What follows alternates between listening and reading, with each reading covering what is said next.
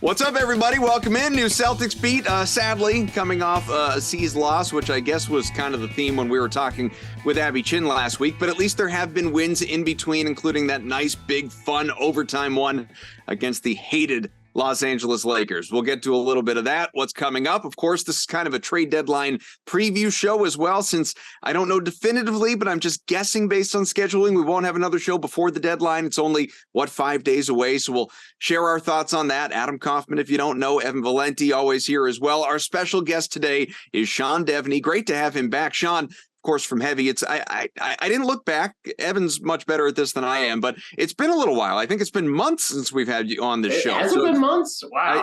I know time flies. It's kind of crazy. Well, you know what it is? You and I have spoken off air, and I've gone on your show a couple of times, I think since the last time you were on this show. So maybe it feels a little more recent than it is, but yeah, it's been a bit. It has. Well, I'm glad to be here. I just want to know, Sean, are since the Lakers Celtics game, are you sleeping well at night? Are you doing okay? Because we just got to check on everybody because heaven forbid LeBron. Just want to make sure everybody's doing all right because it's called at the end of January. It can keep you up at night. Just want to. I appreciate the check-in, but I'm doing okay. Can I just real quick, Adam, before we keep going? I just want to just because it's the Lakers, that is the lamest thing I've ever seen at the end of the game in my entire life, especially from a team. Are you talking about LeBron going all Little Miss Sunshine on the court? Awful. Just absolutely awful. It is so. If I were a Laker fan, I'd be embarrassed what LeBron did at the end of a game and a regular season game in January. Not only that, and the best part is that everybody forgets about, there was 5 extra minutes. You could have still won the game. Right. No, you don't want to talk about that. I want to talk about the missed call at the end of the game that cost you the game. It's embarrassing. And it went on, boys, for 3, 4, 5 days. It's so still, I feel like it's still a talking point nationally. Right, yeah. It is. Yeah, it's still something that I keep hearing about, and you're right. I mean, look, absolutely the call should have been made, but, you suck it up and you move on, you go on to the next one. But, man, they're really harping on it even still.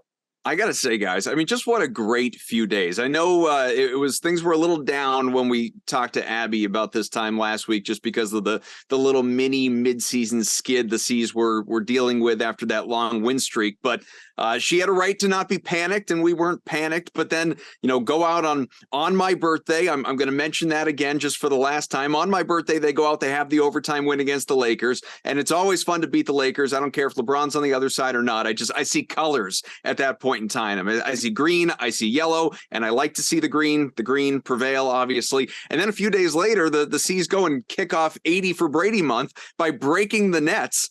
And Kyrie Irving now officially wanting to get traded in the next few days. So we will definitely talk about that, I promise you, as this show moves along. But I love it. I love it all, both of those 2 nights in particular, so much that I don't even care about the lame duck effort against the Suns as we sit here last night with no Marcus Smart and a terrible shooting night from Tatum, and the bench was bad in general for the C's and unstoppable, especially early in the fourth by Phoenix. Fine.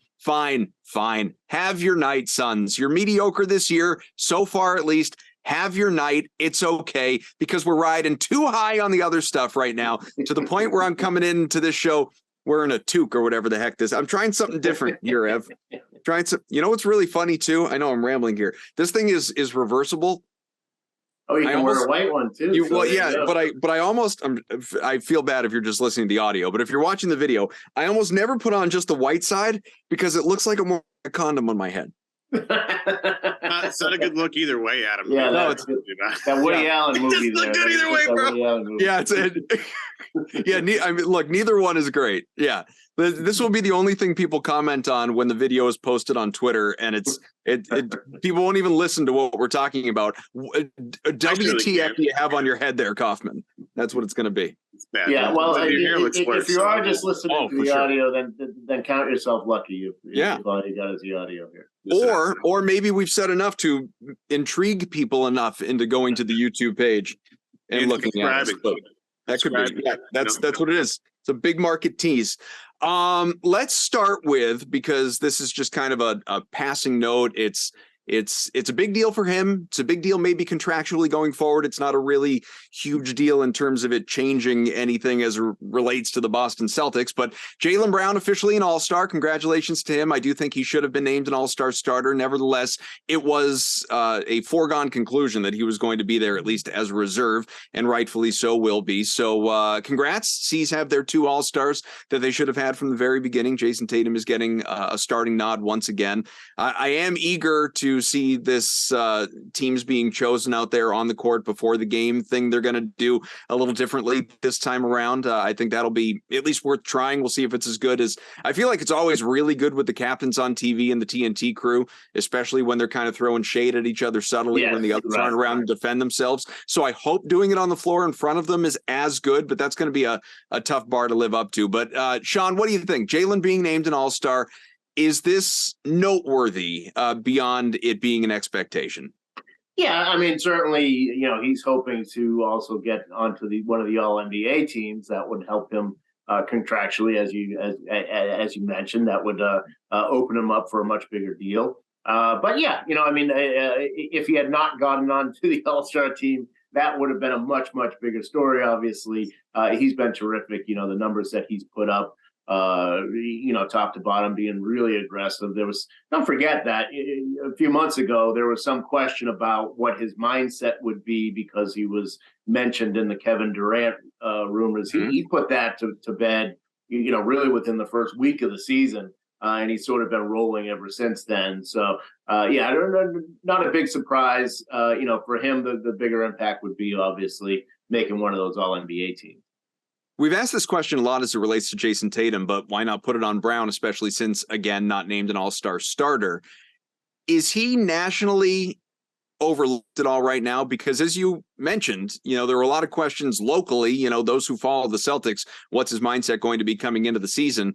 And he's having a career year. I mean, he has been not quite as good as Jason Tatum statistically, but not wildly far off either. And is really just, I think, continuing to grow and develop and mature, and aspects of his game are, as has been the case for years. There's this subtle improvement each and every year in one, again, dimension or another that just makes him that much more of a complete player. Is he getting the proper attention that he deserves league wide? Yeah, but probably not. When you look at it, it's usually Jason Tatum, and then people will talk about Marcus Smart. That's usually how the Celtics are viewed nationally. It's not something where you really put Jaylen Brown into top 25 kind of conversations where he should be. Yeah, I think that is something where he's definitely overlooked. I think casual fans wouldn't necessarily know much about Jaylen Brown. They'd know about Jason Tatum. They'd know about Marcus Smart, but not so much about Jaylen Brown. And yeah, I think he's overlooked. I don't know that there's a path unless they keep going to the finals. If they keep going to the finals, that'll change. Otherwise, he's not a big marketing guy.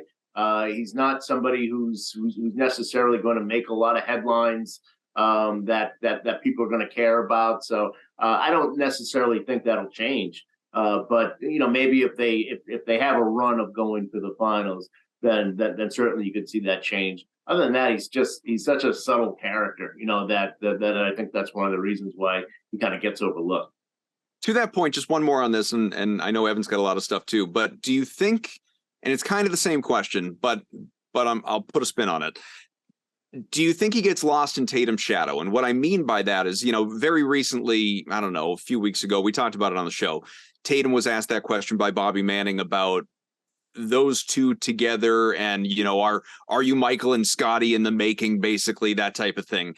And obviously, like, that was my era of growing up an NBA fan and thinking back to those two. And it's hard because maybe Jason Tatum one day will be one of the best ever. Who knows? Way too early to tell. But Michael Jordan, arguably the best ever, obviously very much in that conversation. And many people would declare him the GOAT.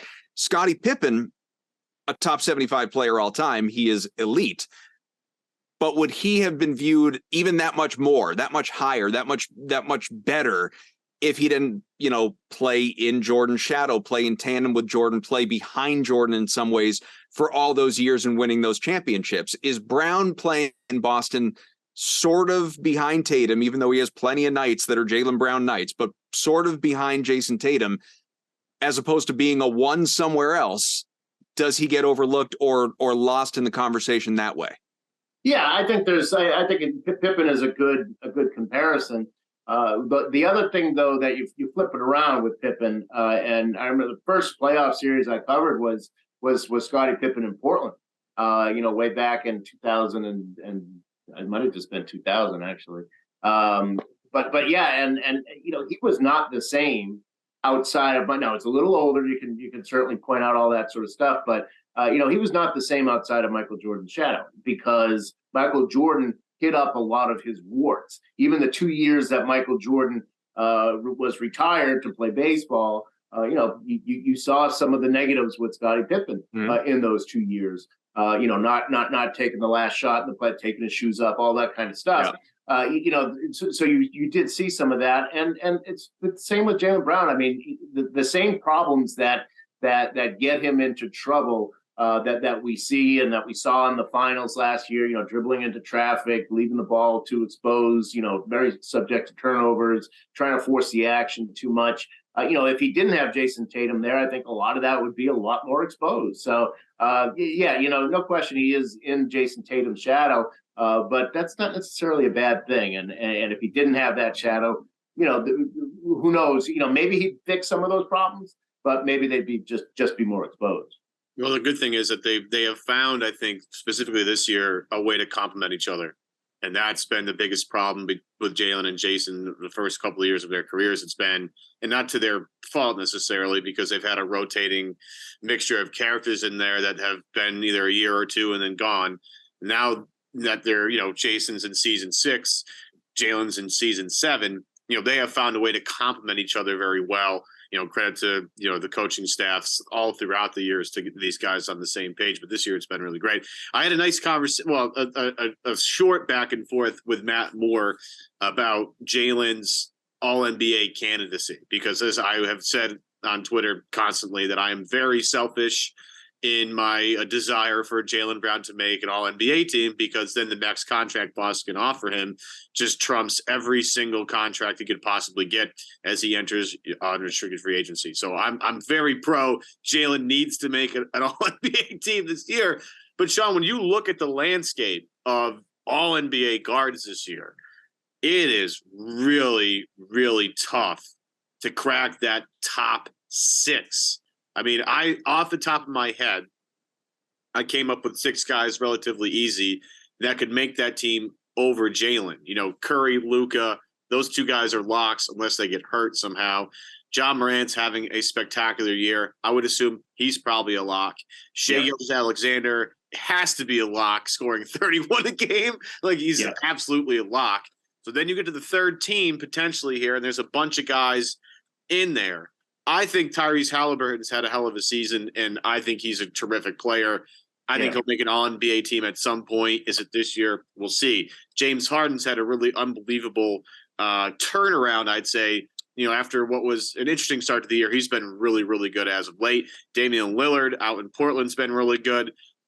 De'Aaron Fox, CJ McCollum. There's a ton of them. And the point, and again, I'm trying to be as neutral as possible here, and I made an All-NBA first, second, and third team without Jaylen on the list. And Matt's comeback was, it's going to be really hard to keep a guy who's averaging 27 and 7 on the best team, at least in the Eastern Conference, if not the entire NBA, off the All-NBA list. Do you agree with that? Yeah, and that's the thing, is that how much will and this tends to factor in with MVP voting and less so with all NBA vote. It doesn't make sense, but that's sort of the pattern. How much does winning count? How much is winning going to bolster Jaylen's case? Because as good as Shai Gilgeous-Alexander has been, although they played better lately, by the way, but does he deserve it if it's a sub 500 team? Maybe that doesn't make the playoffs, right? And how much is that going to weigh in? like I say, I just historically that has mattered in MVP voting. Winning definitely counts more. In the All MVP, All NBA voting, I've not really seen that carry as much weight. If you've got the numbers, then you'll get the vote. So that would be the thing working against him. If it's a toss up between one guy and another guy, then maybe that works out in his favor if that's the deciding factor. But it's going to be tough because I don't think the voters. I know that the voters historically have not taken that into consideration as much as you might think. Quick follow up on that. Can we take, if you look at the All-Star voting and you specifically just filter it to just the media voting portion of it, which is very interesting. Jason Tatum was the number one vote getter by the media for the Eastern Conference front court. And Jaylen came in second highest vote getter of Eastern Conference backcourt. Can we look at anything into that as an indication? Because again, at the end of the day, it doesn't matter what the fans think, doesn't matter what the players think. This is all a media-driven award. It's going to be, Jaylen came in second. He would have started if the media had to vote only for the All-Star team. Can we look a little into that to say maybe that he's got the upper leg on some guys? Yeah, I would say that's fair. Again, a lot of the guys that we mentioned are in the Western Conference, so you've got to mix them all together when you get into that. But yeah, I think that's fair to say that he's going into the final stretch here with a leg up on that. But like I say, when you start factoring in some of these other guys, a De'Aaron Fox, especially if they have a strong finish. CJ McCollum, same thing. If they kind of get healthy and finish strong, then it's going to be a little more difficult when you factor in those Western Conference guys as well.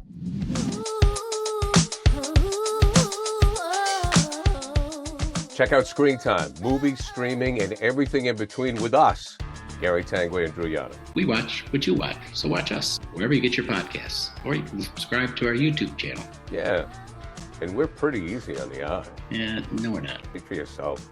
Screen Time, movies, streaming, and everything in between.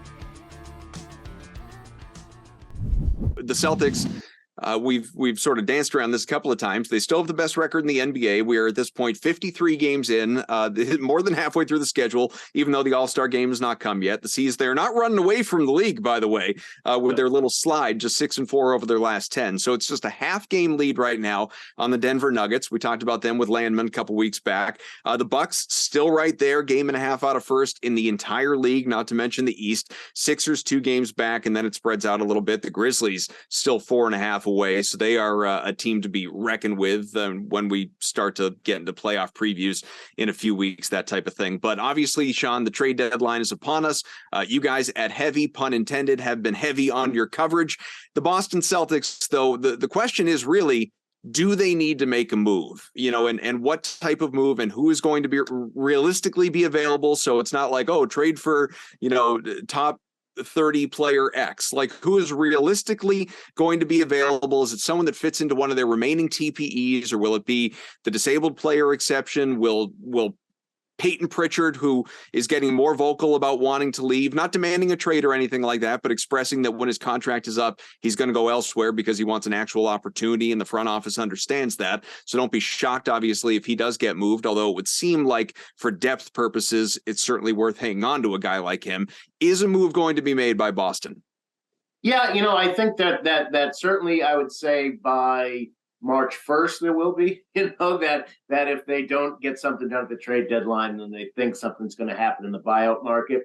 That's a dodgy way to go at this point. The buyout market used to be pretty, there used to be some guys you could use. The way that it's developed over the last few years, that just hasn't been the case. So if that's the plan, then it's unlikely that they're going to get anybody of significance. The big thing is can you get somebody who's going to play? And when you look at this roster, it's going to be hard to find somebody who's going to be able to fill in. They were looking for a wing early on. There's no question that was their priority. They wanted some wing depth early on. And I think what's changed is they've looked at the market, and there's just no wing. I mean, there's just nobody who's going to be available in their price range, who could realistically come aboard. So, they're definitely looking more as in terms of a big man at this point. We'll see if that Luke Cornett injury amounts to anything, but whoever it is has got to be better than Luke Cornett. That's and fit their system, fit what they want to do, more so than Luke Cornett. That's what they're looking at. Which is not a throwaway line, by the way. Like, Luke Cornett has had a very good season. And he's fit exactly what they wanted him to do. He's done what they wanted him to do. They had the opportunity not to guarantee him back on January 10th, and they did guarantee him. I think there was no question they were going to, because, like I say, he did exactly what they wanted him to do. And so now the question is, okay, you've got a few days here to decide, is there somebody out there who can realistically help us out? Pirtle from San Antonio, I think the price is too high there. They'd have to pay him afterwards, and I don't think that's really the kind. If they're going to get somebody that they're going to keep for the future, then they're going to want basically an Al Horford replacement, a guy who can play center and power forward and shoot a three. That's what they're going to want, and that's why you've heard Kelly Olynyk's name come up. So look, there's no question that they are very active. They realize they have a chance to win a championship. They're not going to let that chance pass. But they're also not going to make a move just to make a move. Yeah, it's to me, and I don't know how much intel you have on this, because it's a little tricky with, like, I just have a hard time, and maybe you can walk me through this, Sean. I'm watching Gallo shoot and run and do all that stuff. And it's great that he's with the team. I think it's great that they've he's gone on road trips and hangs around, and it feels like a real part of the team. But everybody who seems to know anything about recovery says to me that he's just not going to play this year. But yeah, you're telling me in 3 months, he can't play in a game, because why? Do you have any intel on where Gallo is currently, and how likely it is that he could maybe bolster their rotation a little bit? Because I'm with you, and I'm with the front office. You can't continue to play Jason Tatum and Jaylen Brown the minutes that you're playing. And it's just staring you right in the face that they need. I mean, Joe Mazzulla is telling you by playing Tatum 41 minutes, 42 minutes a night, that that's a position they need to upgrade. Is there any chance that Gallo can rejoin this team at some point this season and have at least a little bit of an effect to give Brown and Tatum a little bit of a break here and there? Yeah, 37 and 36, respectively. By the way, Tatum and Brown minutes per game. And in a early February loss last night, they played 38 and 39 minutes. Which that's you don't want that. And part of that's on Mazzulla. I mean, I think you got to then play Justin Jackson more. I mean, if that's what they're giving you, then play him more. That's what you've got to do. But yeah, to get to your question. I think that they wanted to do something about that. Like I said, I don't think that there's anything really out there in terms of the ability to upgrade that position. If your solution though is to wait for Gallo and hope that he can get on the floor, that's probably not going to work. Yeah, I mean, just ACLs are tricky. He's had that injured before, so it's sort of extra tricky with him. He's had that same ACL injured. So, and they always say that, coming back from an ACL, it's really like a year and a half before you're really back to where you should have been. Now, I imagine what you're saying, Evan, is just even if he's at 75%, it's still better than what you're going to get on the buyout market or whatever. And that's fine. But, do you want to put him out there and get him hurt again? I mean, that's going to be one of the big questions that they have. And the other question that anybody who goes through that kind of rehab will say that, do they trust it? Do you trust the knee? Do you move the way you're supposed to? Because it takes a long time just mentally to get over that block. So to throw him out there in April and think that he's going to contribute in May or June, that's a pretty big risk. Well, to be clear, too, I think I'm speaking for all of us, but I'm definitely speaking for me. Like you mentioned, May or June, even if Gallo hadn't gotten hurt and were completely healthy this year, reasonably, missed a game here or there, but didn't have that off-season injury in FIBA and came in and played this. Like, this is a guy who come playoff time wasn't going to be part of the rotation anyway, at least shouldn't have been, because rotations shorten dramatically in the playoffs. If you are healthy enough to have your ideal top 8 guys out there, Gallo wasn't going to be one of those guys. He'd be like a 9-10 guy. So maybe kind of like Blake Griffin for the Nets last year, he'd get in here and there a little bit, just almost out of desperation to spell some guys some minutes when you needed them. But generally speaking, he was not really going to be a playoff contributor. So when I think about adding a guy, and hopefully they do, for the sheer purposes of, again, just giving a blow to Tatum and Brown and even Horford, I don't want to see playing 31 minutes a game, which he is right now. I want him as fresh as humanly possible come the postseason. What I'm thinking about is, who can you bring in that is going to be capable, a guy that you can put on the floor who is not going to hurt you, regardless of how much he helps you, who is not going to hurt you. He can exist on the floor, give your key guys who are part of your rotation a break. The last month, 5-6 weeks of the regular season, whatever it is exactly, because I don't even know what window we're into right now, just give them a little bit of a break, and then come playoff time, disappear. Don't even, like, you're not relevant again. That's all we're looking for. Like, that to me, when I think about the trade deadline or the buyout market, that's all I'm thinking about. I'm not thinking about who can put them over the top for a title in the middle of May or in June and be that like that guy is. We've talked about it extensively on this show, Evan. The last time a guy joined a team late in the season and made an impact and helped that team win a championship was PJ Brown in 2008. It doesn't happen. Like, regardless of, you talked about it, Sean, regardless of all these names that we talk, who was it, the big man for the Warriors years ago, that every single year it seemed like he was available after he was with Golden State, and the Celtics tried to sign him a number of times and it never worked out. Yeah, Bogut, exactly. Like, who did he ever help? Or PJ Tucker or Serge Ibaka, or like the big one last year was Goran Dragic, and right. They don't do anything. A little bit, I guess, but they don't do anything in the first round. Right. So but like, that just further proves the point. So if there's going to be a guy, I'm just looking for someone who is going to come in and take care of the chief need that Evan talked about before, which is get Tatum and Brown on the bench more than on the floor so they can be healthy and rested enough come playoff time. Yeah, I agree. And I think somebody who could play some defense off the bench, that would be ideal. Maybe you get, I think Semi Ojeleye is on a contract in Italy. Bring him back. Let's get him out of that. I don't know if he's got an NBA buyout. Buy him out, bring him back. There might be a guy in the G League who's good enough who can do it. Yeah, exactly. Right. I did see Carmelo Anthony posted a picture of him shooting in a gym yesterday, so that could be, Melo's, he was lonely. He was, look at me.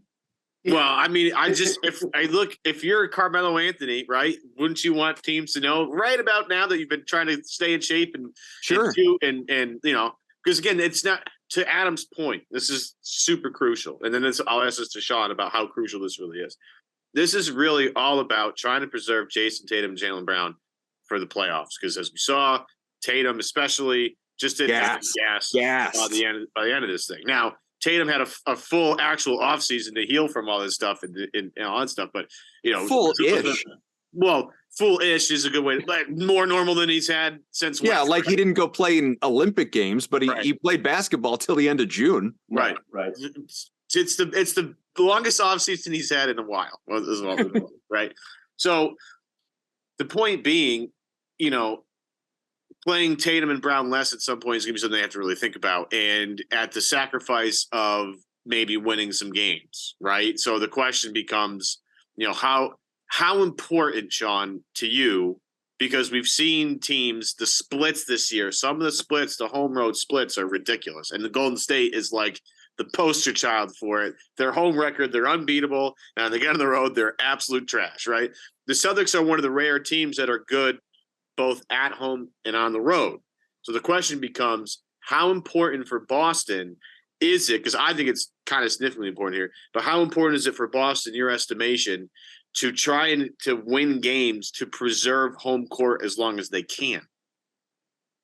If it's coming at the expense of Tatum and Brown's health, or not health, but their longevity this season, that fatigue at the end of the year, then I'd give up some spots. I think the thing is you want to wind up in the top four, so that it's really not until the last two rounds, until you get to the conference finals and the finals that you might have to go win a game on. You don't have to deal with that in the first couple rounds. If you get to the conference finals, obviously you'd much rather have home court advantage. But if you've got to go to Milwaukee and win a game, then the Celtics have shown they can do that, and they can do that.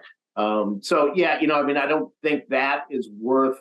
If we're talking about cutting down on some of the minutes and taking some of the pressure off Tatum and Brown, I'd say that's more important. But obviously you don't want to slip too far. And as Adam was saying, that once you get past, where Denver, the rest of the league really has not been that impressive. This is a pretty wide open league right now. That once you get past Boston, Milwaukee, Denver, and maybe Memphis, then it's hard to imagine the Celtics falling any farther than that. It is interesting that we don't need to have a long conversation about this. There's other stuff we still want to get to, but just because you brought that up, Sean, and I guess it's one thing to view the league as wide open, which we all do. It's another thing to also look at it and say, there isn't even that, okay, well, it's wide open, but so-and-so is still the clear favorite amongst the group. You know what I mean? I feel like most people would, I guess, say it's Boston, not even just because they have the best record in the NBA, the Celtics, but because of obviously the talent, the depth. They were there last year, Tatum, Brown, all of it. But, I guess after so many years of, well, it's whoever LeBron's team is, right? It's Cleveland, yeah. It's Miami, it's the Lakers, all the years of it being the Warriors. Like there was always that one or two teams that were just head and shoulders above the rest. And this year we really don't even have that, unless again, you want to call it Boston, because I certainly don't view Denver that way. Maybe just because I feel like I'm looking at the last few years and I feel like there are injuries that are just waiting to happen. I don't view the Warriors, even though they won the thing last year. I still don't view them as well. Just wait. They're just going to flip the switch when the playoffs come. They're getting a little bit older, they're getting banged up. So to me, there really just isn't that consensus favorite right now. Yeah. And, Memphis, I would put in that category of, they made strides, but I don't consider them necessarily like they're going to the finals. Right. I couldn't even imagine them going to the finals. The East, I think Milwaukee's there. I think the way Phoenix has fallen off has been pretty surprising. Even they haven't had Booker since Christmas, but even before that, they weren't great. That wasn't a team that you were really scared of. You go right down the line. Miami.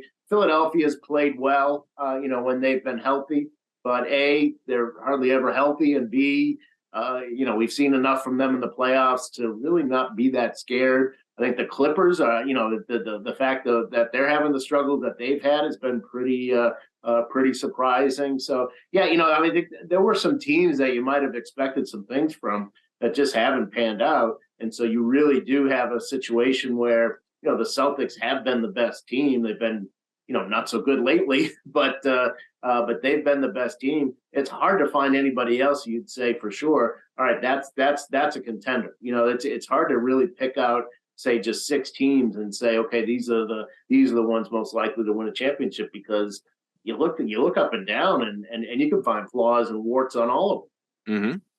Yeah, even I would argue that makes go ahead.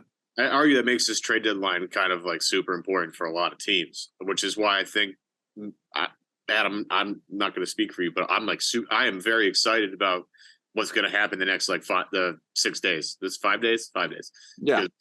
Everybody's kind of clumped in one thing, and the problem is I don't know if the moves are out there to make everybody, climb the ladder here, but it's because everybody's kind of mixed together. Everybody can convince themselves, oh, we're this move away from being the head of the class. And that's when you talk to people, it's like, all right, we've got a bunch of buyers, but who's going to be the seller here? And that's I think a lot of people expected Charlotte and have been surprised to find Charlotte a little bit hesitant to really, go all in on a rebuild and getting Wembanyama and all that stuff. What is holding them up though, Sean? Like Michael Jordan. It's Michael Jordan. He doesn't want to tank. He doesn't think that that's the way they should go. It's not smart. I would say that, but yeah, they should be looking to dump everything except LaMelo Ball. I mean, they ought to. But they're not. I mean, there's a chance Terry Rozier can hit the market, or you can get yourself a Plumlee, but you can always get yourself a Plumlee, right? But there's no shortage of Plumlees around. Yeah, they're everywhere. They're growing trees, those Plumlees. Right. That's pretty good. But I think Toronto, seriously, like Toronto is probably the team that you just don't know what's going to happen there. Gary Trent is available. Can you get Fred VanVleet? Will they make the decision? Because he's going to be a free agent. They're not sure they want to give him a whole bunch of money. OG Anunoby, he's most likely on the market. They're not going to trade him just to trade him. They can wait. But he's going to be there. And then do they really go all in and trade Siakam as well? So Toronto could be the one that really just blows up the whole trade deadline by putting their whole team on the market, except for Scotty Barnes. That's the situation they're in. But if they don't, it's going to be a lot of buyers and not many sellers. All right, one more quick break from, we love these people, our good friends at HelloFresh. With HelloFresh, you get farm-fresh, pre-portioned ingredients and seasonal recipes delivered right to your doorstep. Evan, if you're watching, is showing you the menu, the product, the ingredients, all of it. Look how you cook it. It's all available to you. Skip trips to the grocery store. They're a pain. It's freezing outside. It's literally below zero. You don't want to go to the grocery store. Count on HelloFresh to make your home cooking easy, fun, and affordable, which is so important in these times. It's why it's America's #1 meal kit. You've got New Year's goals, obviously, for those of you that are still abiding by those a month later. HelloFresh is here to help you achieve them. So skip the grocery store. I implore you, skip the grocery store. Take control of your time and your budget with delicious recipes that Evan and I have been cooking up left and right. They're delivered right to your doorstep. If you're looking for an easy way to eat well and save money this year, you can cut back on expensive takeout, hard as that may be. I know we get cravings. We want takeout. It's not easy, but sometimes you got to do it yourself because you can save cash and get just as good a quality a meal. And go right to HelloFresh because you'll love how fast, easy, and affordable it is to whip up, again, a restaurant quality meal right in your own kitchen. You think Evan and I just hop on Zoom to do this? No, we get on Zoom to make our meals together, man. But he has to teach Kaufman how to cook. And we like to just hang out and talk and whip up some delicacies, show each other, see, and even sometimes the same meals just to show each other who did it better. Always me.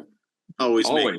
Yeah, Always I don't claim to be a cook. He does it better. You can go to HelloFresh.com/beat21. That's BEAT21. Use that code BEAT21 for 21 free meals plus free shipping. Maybe we'll let Sean in our little cooking club. That'll be a podcast in itself. Cooking class with Kaufman and me. Can't do better than that. Everybody gets their HelloFresh meals. It's like, it's like a paint and sip. You know what I mean? Like everybody's got the same thing. They're painting. We're all cooking the same meal together, right?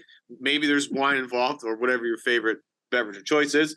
And we all get together and kind of have a good time and laugh. Maybe that's what we got to do, Kaufman. Maybe that's the next level thing. That's right. Maybe that'll be show 500. That's it. We're at 498. Maybe that'll be 500. It's just all of us sitting around cooking HelloFresh together and talking about the Celtics.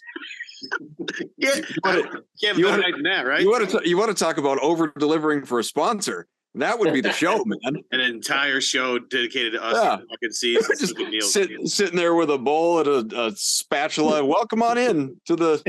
That's the thing about HelloFresh, Kaufman. You don't even need that kind of setup. No, you really don't. Yeah, that's actually way too advanced. Yeah, you don't need any of that. None of that. I don't want to scare people off of HelloFresh. No way. It's way easier than that. Way simpler. If you're not, this is for like stuff for Kaufman who doesn't know how to cook. This is not. No. I once I moved around a little bit before I settled in where I am, but when I was in Michigan, I think I had an apartment by myself and I literally did not own a pot or a pan, and I lived there for almost a year. I got takeout for every meal. You're not like part Italian at all, Kaufman, right? Like you have none of that going on. Oh, not that I am aware of. None of that. As an Italian, that would have bothered me so much. But we're good. We're all set. No, cooking is not, and it's not. I assure you, it's not my parents' blood either. So it's not like they just look at me like all disappointed. None of us can figure it out. It's all good. I mean, could find a way to boil or burn boiled water or something like that. I don't even know. But speaking of scaring people off, before we get out of here, guys, we got to talk about Kyrie Irving a little bit. Now that it's unlike when he was a Celtic, now that it's fun to talk about Kyrie Irving again. As the memes will tell you, like Thanos, Kyrie Irving is inevitable.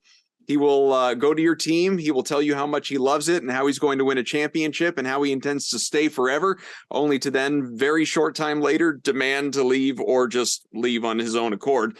Well, this is not the first time that he has told the Brooklyn Nets that he wants out, but now it seems like he really means it. It couldn't come to terms on an extension, seemed to be even insulted by the offer. The fact that reportedly it was max dollars, if I'm getting this right, were going to be tied to him winning a championship, and that really ended all conversations, and he wants out, and he doesn't just want out, Sean. He wants out by the deadline. He wants out within the next week. There's a side bet between our buddy Landman and Evan here about where he ends up going if he's traded. The suitors, the reported suitors with interest, the Lakers, the Mavs, the Suns, the Heat, not Boston. Boston is laughing. Brad Stevens is cackling like a hyena in his office at the idea of the suggestion of reacquiring Kyrie Irving. Is he going to get moved within the next week? And if so, where's he going? No, I don't think he does. If it were to happen, it would probably be the Lakers. That they'd be the only team that can really put together the kind of thing that maybe would make Brooklyn say, okay.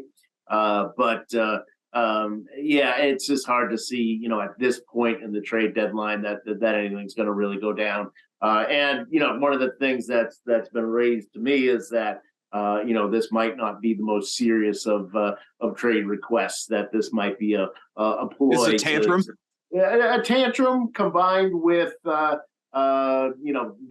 want that, his camp wants that extension, and he's played well. By all accounts, he's been a good soldier. He has not, other than ever since he came back from that suspension, that everything's been good with that team and good with him. And so, this kind of came out of left field, and now the question is, does he really mean it, or is he angling for that extension?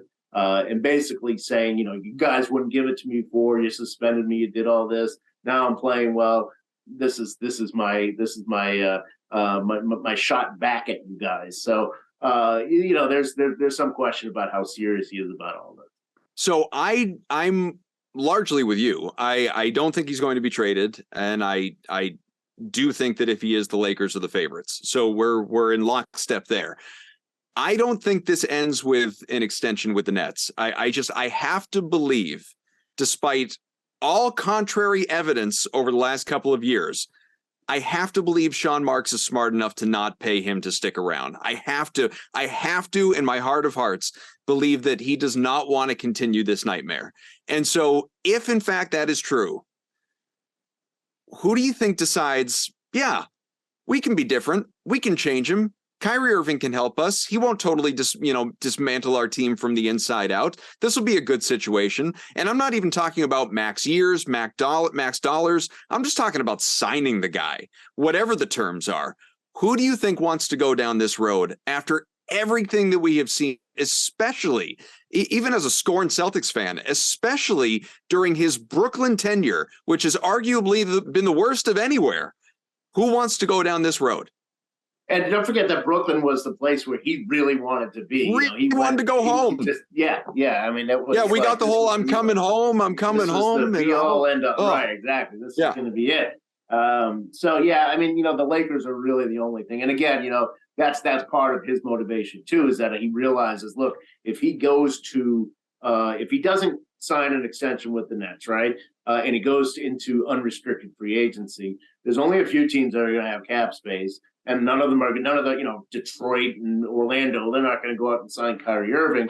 So he's got to get himself to a place where they will give him an extension. He's got to do that now, or else it's not happening. So So that's part of the motivation here as well. And I think really the Lakers are the only team that would do that. The question then becomes, the Lakers are now going to be super invested in Kyrie Irving at this point and keeping him around.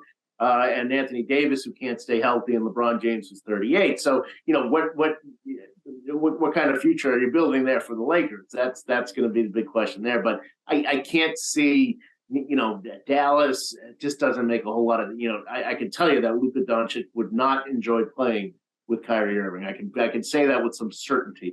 I don't know that anything could really happen with Phoenix. That doesn't make a whole lot of sense there either. Miami, they don't have much to offer. I mean, if you want Duncan Robinson, you can have Duncan Robinson, Joe Harris, and Seth Curry up there. Good luck. It's just hard to see where he would actually fit. But the Lakers, with LeBron there, kind of desperate to do something. That would be the only place where I could see, because that's what it's going to take. It's going to take somebody desperate enough to want Kyrie Irving, and maybe the Lakers are the team that's desperate enough. Just to bring this back to the Celtics for a minute, is there anybody that could acquire Kyrie in your estimation, Sean? Because I look at it and I'm like, I don't know. Because again, the list is so small and things have to go back and forth. Is there anybody in your estimation that could gain the Kyrie Irving and be a threat to Boston to win the title? Because I don't know if I really see it. Yeah, I mean, Miami would really be the only possibility. I'm not sure that makes them a title contender. You can tell the Nets would really love having Kyle Lowry around. That's for sure. That'd be a real good one. but I mean, even that, like, what would Jimmy Butler and Kyrie Irving look like? That would be something. I'd kind of like to see that actually, but fun. But no, you're right though. There's really no team that I think that they put Kyrie Irving on and you say, look out. I just don't. I don't know. I think that really the Nets would be the scariest. If they got healthy with the way they were playing earlier, if they got healthy and they didn't have to deal with this, then that would probably be the team that just him staying put. But now you don't know chemistry wise, as he once again sort of torched everything. I am the I'm the meme with the popcorn if he goes to the Lakers. That's all I want is for him to go to LA. I really do. I think it's good for Boston with respect to Brooklyn. Obviously makes them much less dangerous. And I just think, again, this is a guy who destroys teams from the inside out. And I already think that Lakers team is borderline dysfunctional. I would love to see Kyrie Irving and LeBron reunited. This is not about talent. This is about personality, ego, and chemistry. And it would just be a mess. And I want it. I really do. And then the thing to remember too, though, is that, all right, whatever is going to happen with Kyrie here, I think we're going to wind up with the Kevin Durant trade as well. Not before the deadline, but eventually. At the either next summer or at the draft.